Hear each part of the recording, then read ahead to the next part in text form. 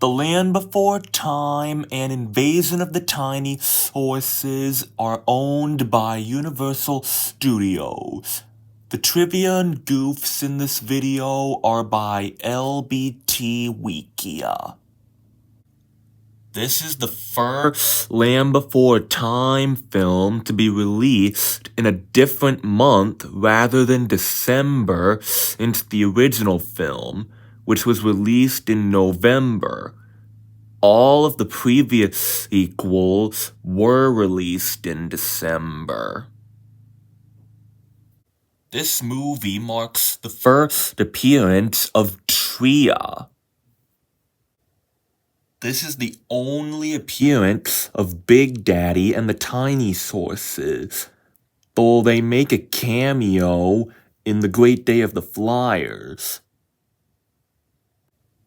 This film, like The Wisdom of Friends, is widely regarded by fans to be the worst in the series, mostly because of its weak storyline and poorly written songs.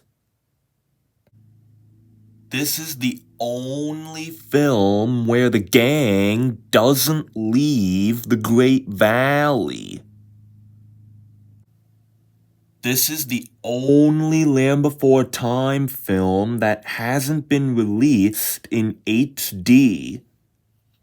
It's also the last film to be produced in full screen. The next films, starting with The Great Day of the Flyers, would start being produced in widescreen. This is the only film that Aaron Spann voices Littlefoot. This film derives its name from the science fiction movie Invasion of the Body Snatchers. This is the last film in which Tress MacNeille voices Ducky and Spike's mom, as the character had no speaking roles in the 12th or 13th films, and MacNeille left the series prior to the 14th film, Journey of the Brave. This is the last Land Before Time film to be released on VHS. This is the fourth film in which Sarah cries. The other four are the original, The Time of Great Giving, and The Secret of Source Rock. This is the last Land Before Time film to use the Universal Cartoon Studios logo. The last film overall to use the logo was The Adventures of Brer Rabbit. During the ending, the environment as well as most of the dinosaurs in the background are rendered in CGI. This is the fourth film where sharp teeth have gotten into the Great Valley. The other three being The Great Valley Adventure, The Secret of Source Rock, and Journey to Big Water. This is the second film in which Spike and Petrie cry. The first being The Stone of Cold Fire. This is also the fifth film in which Ducky cries. Me don't want to make him sad. Me Littlefoot's best his friend. Me too. I am his bestest friend too.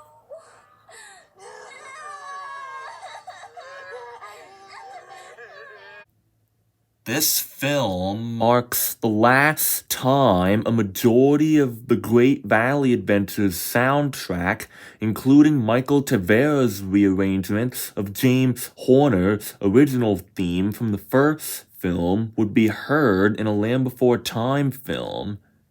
Tavera's recomposition of the rescue and discovery of the Great Valley was used in the scene where Ducky, Spike, and Petrie tell Littlefoot why they are mad at him, and in a brief scene where the shark teeth come out of the rubble pile. Though the fat spiders have red eyes, in this scene when they're chasing the tinysauruses through the cave, they both have yellow eyes. And finally, at the end of the film, when Petrie grabs a tree sweet and grins at the camera, the black background he is in is similar to a post-credit scene, but it's a pre-credit scene. And so, that's the trivia and goofs of the Land Before Time Invasion of the Tinysauruses. If there was something that I missed, feel free to put it in the comments below. Thanks for watching and see you next time.